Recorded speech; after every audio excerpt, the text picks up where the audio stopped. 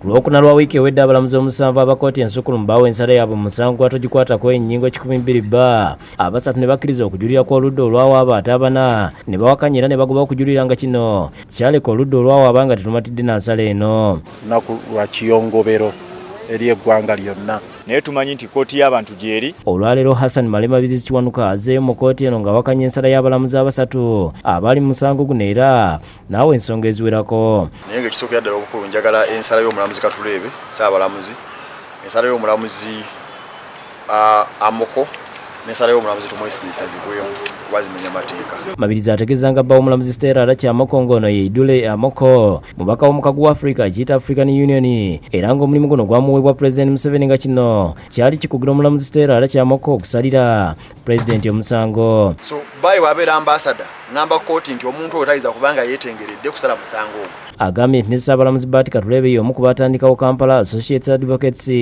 ng'eno kampuni y'abapulida ng'ebadde emisango mingi era ng'ewangudde egiwerako nga Ssaabalamuzi Katuleebe yagirimu ate nga y'omu ku baagitandikawo kyokka tanyigangako ekintu ekimenya amateeka. Yennyini yahandika lofaamu ya Kampala Associates Advocates.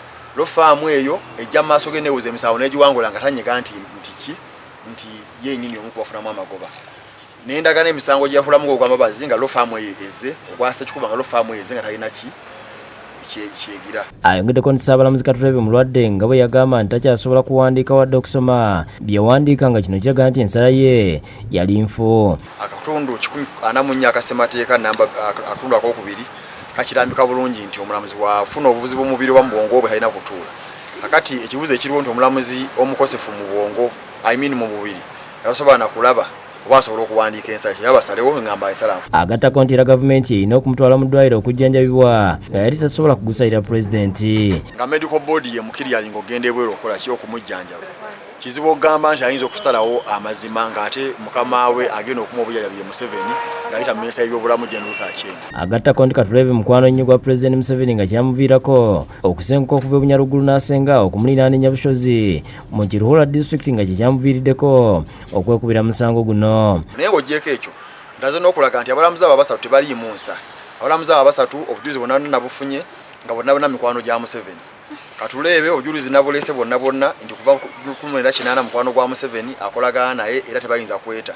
Katuleebe yasenguka n'okusenguka n'ava e Bunyarugulu n'adda Nnyabushozi aliraane Museveni. Ujjajja Tumwesigye nti ye yasoma ne President Museveni mu ssomero lya Ntale nga kino kitegeeza nti mukwano gwe era yali tasobola kumujja mu ntebe. Obujulizi mbuleese ate ayina akwatagana nnyo n'omulamuzi Elizabeth Musoko wa kkooti eyasemateeka eyasala. Baali bamukwano nnyo okubanga Ssaabawolereza. Omulimu gwali gye bali okusalawo okutubulira nti balina akakwate. Kubuza gwali kutandika nasaba omulamuzi Kuteera n'ava ave mu musango guno. Ng'era mulanga emitwe emuntu Museveni mukwano gwo. Bamuti banjeka batula butuuzi ne basirika ne bagamba nti bakoze eki nti basobola okutuula. Mabiriizi okwemulugunya kwakwasiza amyuka omuwandiisi wa kkooti Godfrey Opifeni.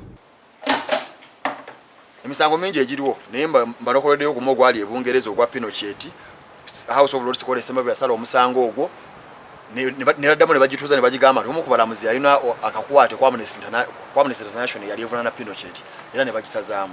Obumu byayagala kkooti eno ekolemu emuli okuddamu okutuula musango guno buto ng'abalamuzi abo tebagulimu oba okulangirira nti ensala y'abalamuzi abo yali nfu balangirira ey'abasatu abali ku ludda lwabwe. Ensonga ezo njagala bazitunuulire balabe ng'ensala gye baakola yali emenya amateeka bwe tebasobola kulangirira nti ey'abasatu bali entuufu badde batuyitudde tuwoze omusango buto kuba abantu abagulimu zaali nsoboleza nnyini abaali b'ebisama libagengo naye ng'ate mutuufu zaalimbwa basobola okutubba. Singa bino byonna birima waakweyongerayo mu kkooti esingawo asobola okufuna obwenkanya. Banakisala mu ngeri y'amancoolo olwo nga neeyongerayo. Senfuma Josephine Innocent yakusakidde guno ku lwa Bukedde TV.